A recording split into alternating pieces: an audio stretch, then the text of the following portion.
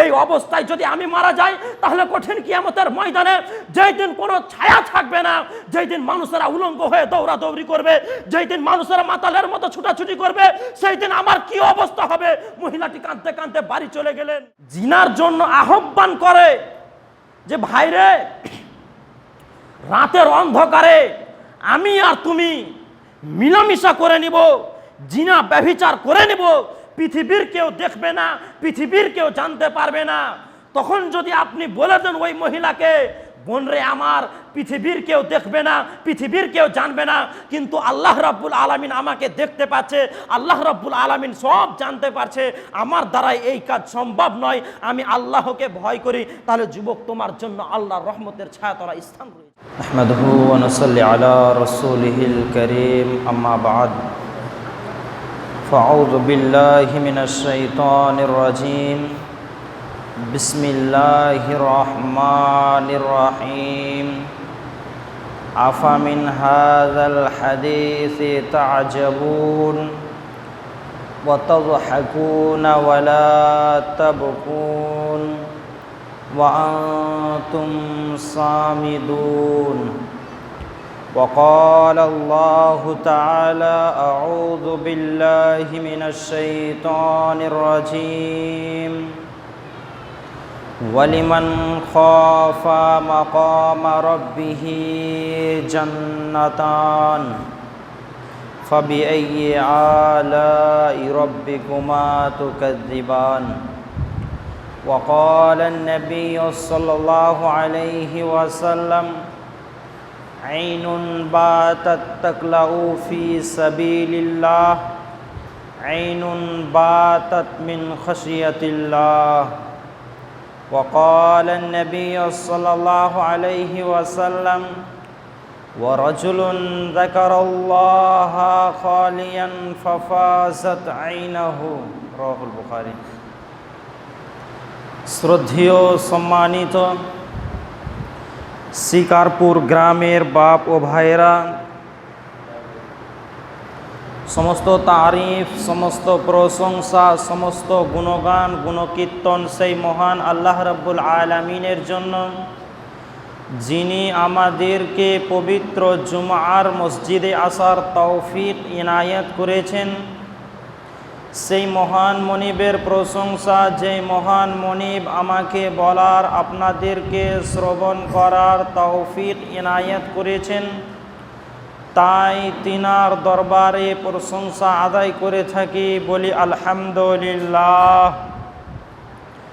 অতঃপর বিশ্ব বরেণ্য নেতা, বহিপ্লবী প্রণেতা, সৈয়দুল মুরসালিন, ইমামুল আম্বিয়া, খাতামুন নবীন, নবী মক্কি, নবী মদানী, নবী ইয়াসির, নবী আহমদ, নবী মুহাম্মদুর রাসূলুল্লাহ সাল্লাল্লাহু আলাইহি ওয়াসাল্লামের ওপর শত কোটি শান্তির ধারা বিবর্ষিত হোক। আল্লাহুম্মা আমিন। আল্লাহুম্মা সাল্লি আলাইহি, আল্লাহুম্মা বারিক আলাইহি।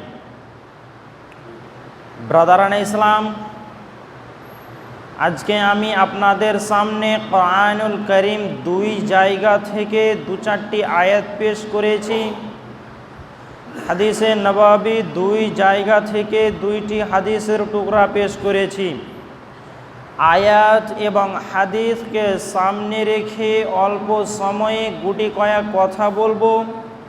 যদি মাবুদ তৌফিক দেন তো আলাইহি তাওয়াক্কালতু ওয়া ইলাইহি উনিব। আজকে আমার আলোচ্য বিষয় হচ্ছে আরশের ছায়া কে পাবে।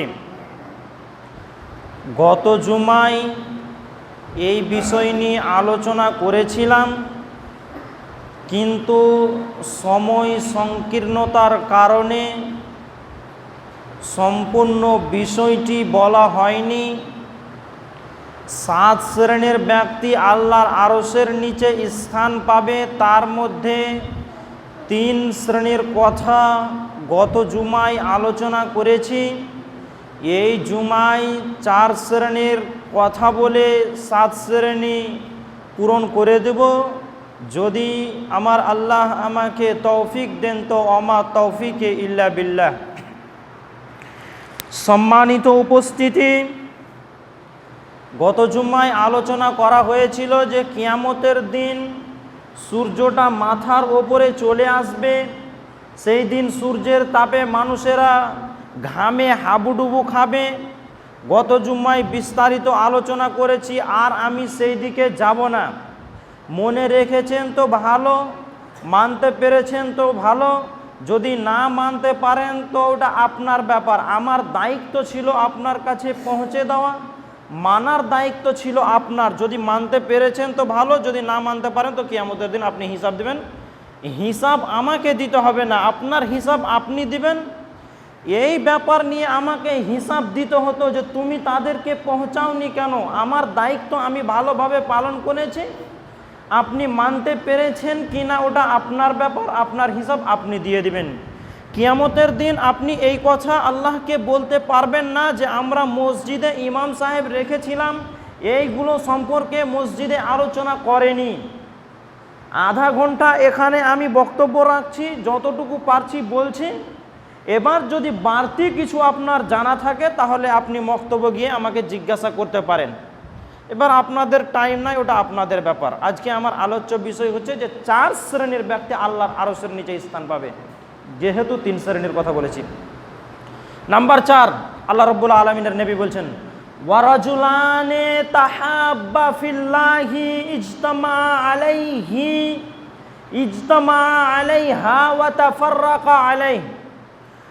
ওই 2 ব্যক্তি আল্লাহর আরশের নিচে স্থান পাবে, ওই 2 ব্যক্তি আল্লাহর রহমতের ছায়াতলা স্থান পাবে, যেই 2 ব্যক্তি পরস্পরকে একে অপরকে আল্লাহর জন্য ভালোবাসে, আল্লাহর জন্য বন্ধুত্ব করে এবং আল্লাহর জন্য শত্রুতা করে।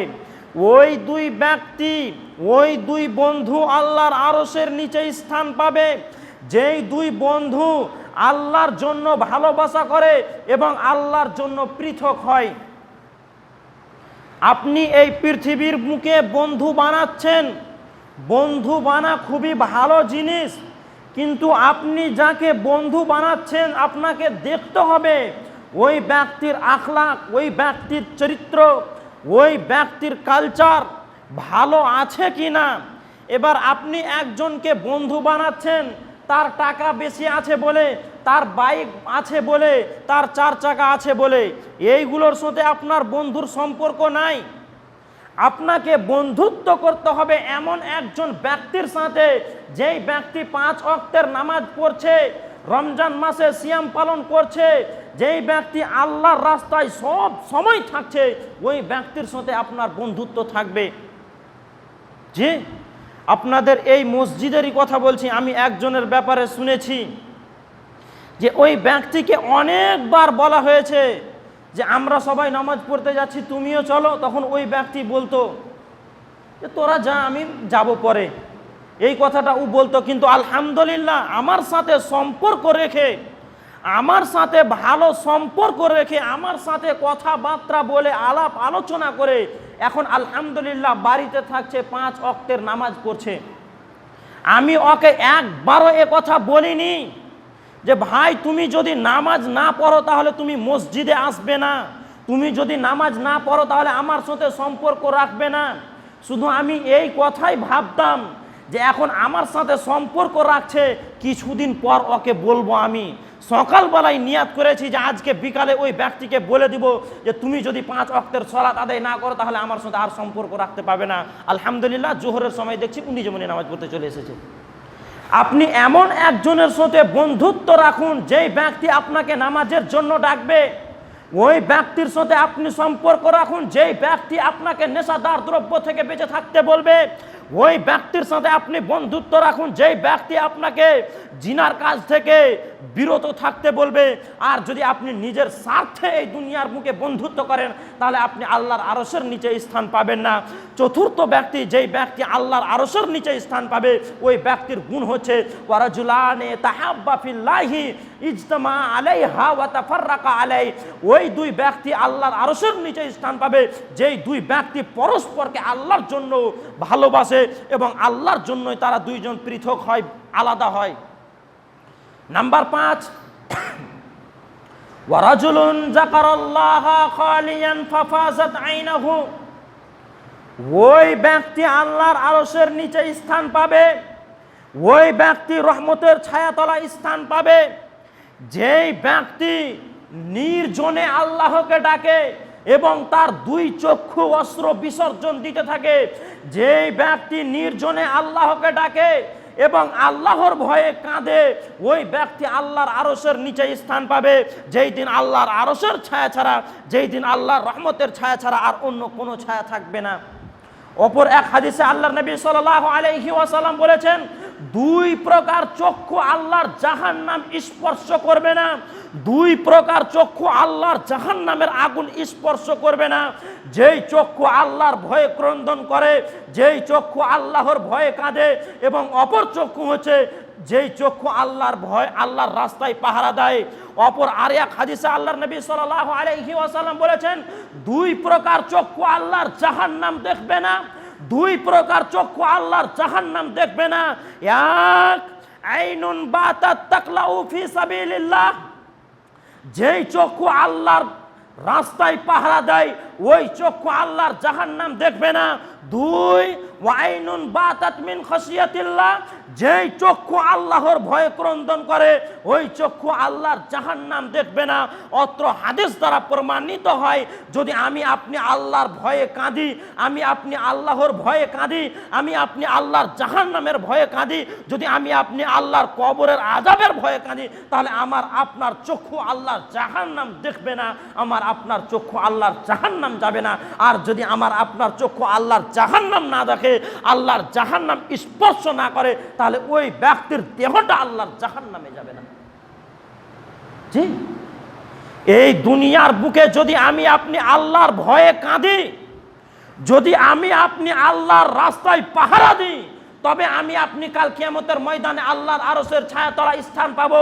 আমার আপনার জাহান্নামের আগুন স্পর্শ করবে না, আমার আপনার চক্ষু আল্লাহর জাহান্নাম স্পর্শ করবে না। 5 নম্বর এ কথা আল্লাহর নবী সাল্লাল্লাহু আলাইহি ওয়াসাল্লাম বলেন। নাম্বার 6, ওয়া রাজুলুন দাআতহু ইমরাতুন জাতু হাসাবিন ওয়া জামালিন ফাকালা ইন্নী আখাফুল্লাহ। এটা ভালোভাবে গুরুত্বপূর্ণ আছে, ভালোভাবে শ্রবণ করার চেষ্টা করুন। আল্লাহর নবী বলছেন, ওয়া রাজুলুন দাআতহু ইমরাতুন জাতু হাসাবিন ওয়া জামালিন ফাকালা ইন্নী আখাফুল্লাহ।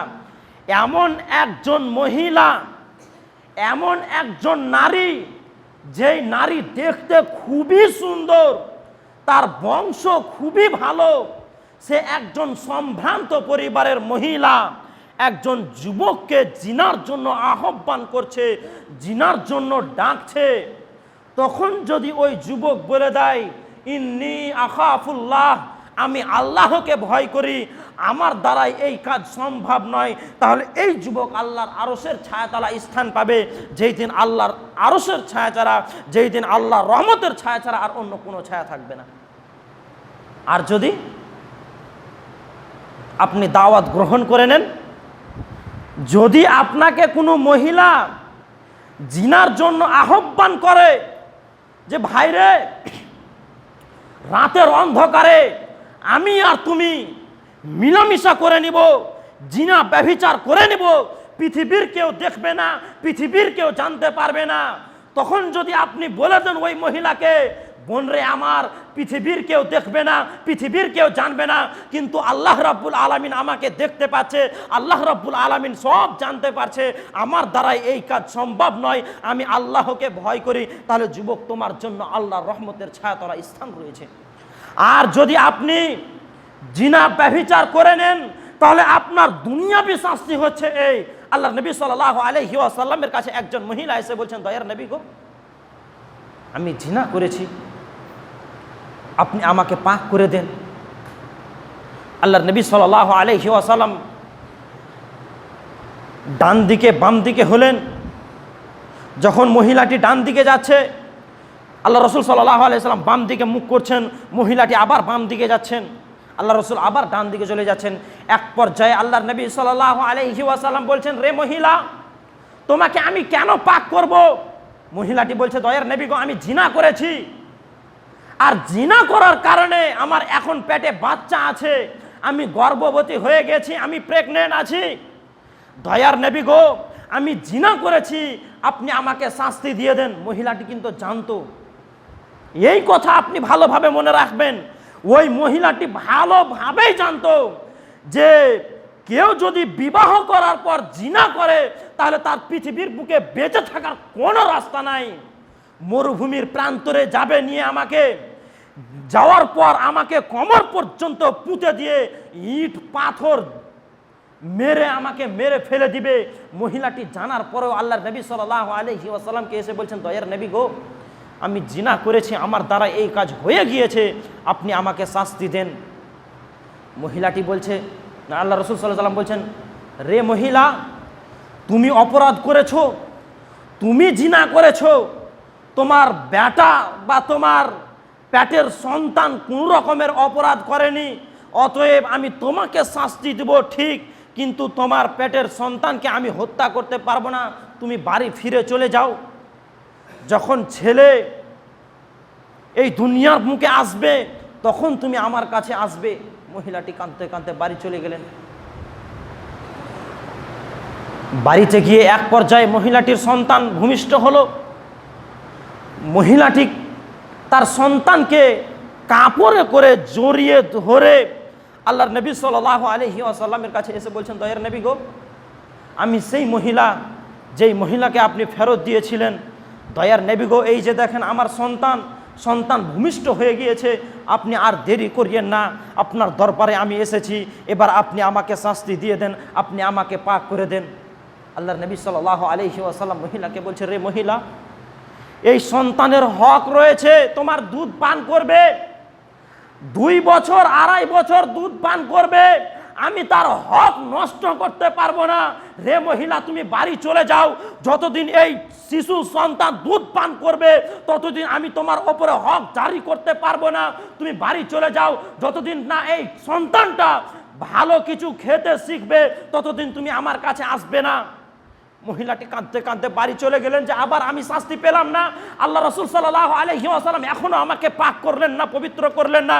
এই অবস্থায় যদি আমি মারা যাই তাহলে কঠিন কিয়ামতের ময়দানে যেই দিন কোনো ছায়া থাকবে না, যেই দিন মানুষেরা উলঙ্গ হয়ে দৌড়াদৌড়ি করবে, যেই দিন মানুষেরা মাতালের মতো ছুটাছুটি করবে, সেই দিন আমার কি অবস্থা হবে। মহিলাটি কাঁদতে কাঁদতে বাড়ি চলে গেলেন। এক পর্যায়ে মহিলাটি শিশু সন্তানের হাতে রুটি দিলেন। রুটি দেওয়ার পর শিশু সন্তানটা রুটি পান খেতে শিখে নিয়েছে। এবার আল্লাহর নবী সাল্লাল্লাহু আলাইহি ওয়াসাল্লামের কাছে ওই মহিলাটি এসে বলছেন, দয়ার নবী গো, আমি সেই মহিলা যেই মহিলাকে আপনি 2 বার বাড়ি পাঠিয়েছিলেন, ফিরিয়েছিলেন। দয়ার নবী গো, এই শিশু সন্তানটা এখন খাবার খেতে শিখে নিয়েছে, দয়া করে আপনাকে বলছি আর আপনি আমাকে ফিরিয়ে দিবেন না। দয়া করে আপনাকে বলছি এবার আপনি আমার উপরে হদ জারি করেন, এবার আপনি আমাকে পাক করে দেন। আল্লাহর নবী সাল্লাল্লাহু আলাইহি ওয়াসাল্লাম শিশু সন্তানটা তার কোল থেকে নিয়ে একজন সাহাবীর দায়িত্বে দিয়ে দিলেন এবং সাহাবায়ে কেরামদেরকে হুকুম দিলেন, রে আমার সাহাবারা, ওই মহিলাটাকে মরুভূমির প্রান্তরে নিয়ে যাও, কোমর পর্যন্ত পুঁতে দিয়ে তাকে ঢাল পাথর মেরে মেরে দাও। সাহাবায়ে কেরামগণ তাই করলেন। আল্লাহর নবী সাল্লাল্লাহু আলাইহি ওয়াসাল্লামের হুকুমে সাহাবায়ে কেরামগণ সেই মহিলাটাকে নিয়ে যেতে লাগলেন। যেতে যেতে এক পর্যায়ে মরুভূমির ময়দানে চলে গেলেন। মরুভূমির ময়দানে যাওয়ার পর সেই মহিলাটির জন্য কবর খুঁড়লেন, গাড়া খুঁড়লেন, কোমর পর্যন্ত মহিলাটাকে পুঁতে দিয়ে এই দিকটা ওপরেই রয়েছে ভালোভাবে কাপড় পিনিয়ে দিয়ে সাইড থেকে, চারো সাইড থেকে যখন সাহাবায়ে কেরামগণ পাথর মারতে লাগলো, এক পর্যায়ে খালিদ বিন ওয়ালিদ রাদিয়াল্লাহু তাআলা আনহু একটা বড় পাথর ওই মহিলাটির মুখে চোট করে এমনভাবে মারলো, মহিলাটির মুখ থেকে রক্ত ছিটকিয়ে গিয়ে ওই খালিদ বিন ওয়ালিদ রাদিয়াল্লাহু তাআলা আনহুর গায়ে এসে পড়লো।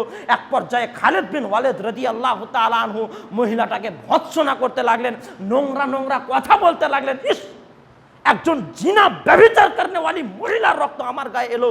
রাসূল সাল্লাল্লাহু আলাইহি ওয়াসাল্লাম ওই খালিদ বিন ওয়ালিদ রাদিয়াল্লাহু তাআলা আনহুকে বলেছিলেন, রে খালিদ, ওই মহিলাটা এমন ভাবে তওবা করেছে যদি গোটা মদিনার পাপীদের মধ্যে বিলিবন্টন করে দেওয়া হয়, যদি ভাগ করে দেওয়া হয়, তাহলে অনেক বড় বড় অপরাধী এই মহিলাটির তওবার কারণে জান্নাতে চলে যাবে। বলুন সুবহানাল্লাহ। এই দুনিয়াবি শাস্তি হচ্ছে জিনা করার দুনিয়াবি শাস্তি হচ্ছে কমর পর্যন্ত পুঁতে দিয়ে তাকে ঢাল পাথর মেরে মেরে দিবে। কিন্তু এই দুনিয়ার বুকে অনেক মানুষকে আপনি দেখতে পাবেন বিবাহ করার পরও জিনা ব্যভিচার করে বেড়াচ্ছে। এটা দুনিয়াবি শাস্তি হচ্ছে এটা। এবার আসুন আখিরাতের দিন তার কি শাস্তি হবে। সামুরা ইবনে জুনদুব রাদিয়াল্লাহু তাআলা আনহু বলছেন যে আল্লাহ নবী সাল্লাল্লাহু আলাইহি ওয়াসাল্লাম স্বপ্নে দেখছেন, এক পর্যায়ে আল্লাহ রাসূল সাল্লাল্লাহু আলাইহি ওয়াসাল্লামকে দেখানো হলো। আল্লাহ রাসূল বলছেন যে আমি এক পর্যায়ে দেখছি একটা গর্ত রয়েছে, তন্দুরির মতো, তন্দুরির রুটি আপনারা দেখেছেন ভিতর দিকে কলসির মতো ভিতর দিকে রুটি লাগিয়ে দেয়, তো অনুরূপ আল্লাহ নবী সাল্লাল্লাহু আলাইহি ওয়াসাল্লাম দেখলেন যে একটা গর্ত রয়েছে, তার মুখটা রয়েছে সংকীর্ণ এবং তার ভিতর সাইড রয়েছে প্রশস্ত, আর তার তলদেশে আগুন জ্বলছে, আগুন প্রজ্বলিত হতে রয়েছে। আর ওই গর্তের মধ্যে আমি দেখতে পেলাম কিছু নারী পুরুষ উলঙ্গ হয়ে জমাট বেঁধে রয়েছে, কিছু নারী পুরুষ উলঙ্গ হয়ে। এক পর্যায়ে নারী পুরুষ ওপর দিকে উঠছে, যখন আগুন ওপর দিকে চলে আসছে, যখন ওপর দিকে উঠছে মনে হচ্ছে যে তারা বের হয়ে নিচে চলে আসবে, আবার আগুনটা ভিতর দিকে চলে আসছে, এইভাবে তার শাস্তি হতে আছে। আল্লাহ রাসূল সাল্লাল্লাহু আলাইহি ওয়াসাল্লাম এক পর্যায়ে ফেরেশতাদেরকে বলছেন, রে আমার ফেরেশতারা, সারা রাত তুমি আমাদেরকে ঘুরালে, আমি ওই মহিলাটাকে কেন ওইভাবে দেখলাম, নারী পুরুষকে ওইভাবে কেন দেখলাম? আল্লাহ নবী সাল্লাল্লাহু আলাইহি ওয়াসাল্লাম আল্লাহ রাসূল সাল্লাল্লাহু আলাইহি ওয়াসাল্লামকে ফেরেশতা দুইজন জানাচ্ছে, দয়ার নবী গো, ওরা হচ্ছে জিনা করনেওয়ালা পুরুষ এবং মহিলা, যারা এই দুনিয়ার বুকে জিনা ব্যভিচার করে বেড়াবে তাদেরকে ওই শাস্তি দিবে যেই শাস্তি মুহাম্মদ সাল্লাল্লাহু আলাইহি ওয়াসাল্লাম দেখেছিলেন। অপর এক হাদিসে আল্লাহ নবী সাল্লাল্লাহু আলাইহি ওয়াসাল্লাম বলেছেন যে ব্যভিচারী মহিলাদের লজ্জাস্থানের গন্ধে জাহান্নামীরা জাহান্নামে টিকতে পারবে না, ব্যভিচারী মহিলাদের লজ্জাস্থানের গন্ধে জাহান্নামীরা জাহান্নামে টিকতে পারবে না। অতএব বন্ধুরে আমার, যারা এই দুনিয়ার বুকে জিনা ব্যভিচার করে বেড়াচ্ছেন, সাবধান হয়ে যান, সতর্ক হয়ে যান। আল্লাহ নবী সাল্লাল্লাহু আলাইহি ওয়াসাল্লাম 6 নম্বর যার কথা বললেন, ওয়া রাজুলুন দাআতহু ইমরাতুন জাতু হাসাবিন ওয়া জামালিন ফাকালা ইন্নী আখাফুল্লাহ, ওই ব্যক্তি আল্লাহর আরশের নিচে স্থান পাবে যেই ব্যক্তিকে একজন সম্ভ্রান্ত পরিবারের মহিলা, সে দেখতে খুবই সুন্দর, তার বংশ খুবই সুন্দর, জিনার জন্য আহ্বান করছে, তখন যদি যুবক বলে দেয় আমি আল্লাহকে ভয় করি, তাহলে এই যুবকের জন্য আল্লাহর আরশের নিচে স্থান রয়েছে। নাম্বার 7, আল্লাহর নবী 7 নম্বর বলছেন, ওয়া রাজুলুন তাসাদদাকা বিসাদাকাতিন ফাআকফাহা হাত্তা লা তা'লামা শিমালু মা তুনফিকু ইয়ামিনু, রাওয়াহুল বুখারী। বুখারী শরীফের হাদিস। 7 নম্বর আল্লাহর নবী সাল্লাল্লাহু আলাইহি ওয়াসাল্লাম বলছেন, ওই ব্যক্তি আল্লাহর আরশের ছায়াতলায় স্থান পাবে, ওই ব্যক্তি আল্লাহর রহমতের ছায়াতলায় স্থান পাবে যেই ব্যক্তি গোপনে দান করে, এমন গোপনে দান করে ডান হাত কি দান করলো বাম হাত বুঝতে পারলো না। অর্থাৎ যে ব্যক্তি এই দুনিয়ার বুকে গোপনে দান করবে সেই ব্যক্তি আল্লাহর রহমতের ছায়াতলায় স্থান পাবে। এই 7টি বলে আমি আজকের মতো বক্তব্য ইতি করলাম, টাইম হয়ে গেল। এবার 7টা আপনাকে গুনিয়ে দিই। 1, আল্লাহ নবী সাল্লাল্লাহু আলাইহি ওয়াসাল্লাম 1 নম্বরে বলেছিলেন যে যেই ব্যক্তি ন্যায় পরায়ণ শাসক হবে, যারা সঠিকভাবে বিচার ফাইসালা করে বেড়াবে, তারা আল্লাহর রহমতের ছায়াতলায় স্থান পাবে। নাম্বার 2, যেই ব্যক্তি বাল্যকাল থেকে আল্লাহর ইবাদতে বড় হবে সেই ব্যক্তি আল্লাহর আরশের ছায়াতলায় স্থান পাবে। নাম্বার 3, যেই ব্যক্তির অন্তরটা সর্বদা মসজিদের সাথে সম্পৃক্ত থাকবে, মসজিদের যার কল্পটা লটকিয়ে থাকবে, সেই ব্যক্তি আল্লাহর আরশের নিচে স্থান পাবে। নাম্বার 4, যেই ব্যক্তিকে একজন সম্ভ্রান্ত পরিবারের মহিলা দাওয়াত দিল জিনার জন্য, তখন যদি যুবক বলে দেয় আমি আল্লাহকে ভয় করি, তাহলে এই যুবকের জন্য আল্লাহর আরশের নিচে স্থান রয়েছে। নাম্বার 5, যেই ব্যক্তি নির্জনে আল্লাহকে ডাকে এবং তার 2 চক্ষু অশ্র বিসর্জন দিতে থাকে। নাম্বার 6, যেই ব্যক্তি 6 নম্বরটা বললাম, যেই ব্যক্তি গোপনে দান করে, এমন গোপনে দান করে যে ডান হাত কি দান করলো বাম হাত বুঝতে পারলো না, এই ব্যক্তি কাল কিয়ামতের ময়দানে আল্লাহর আরশের নিচে স্থান পাবে। পরিশেষে আল্লাহর কাছে দোয়া করবো, হে আল্লাহ, তুমি আমাদেরকে এই 7টার মধ্যে কোনো একটার সাথে সম্পর্ক রেখে এই দুনিয়ার বুকে জীবনযাপন করার তৌফিক দান করো।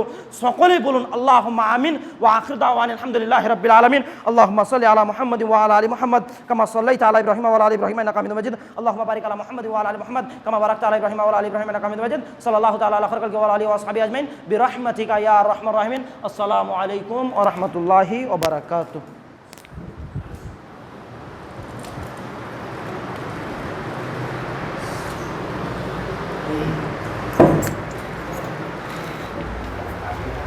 আলাইকুম।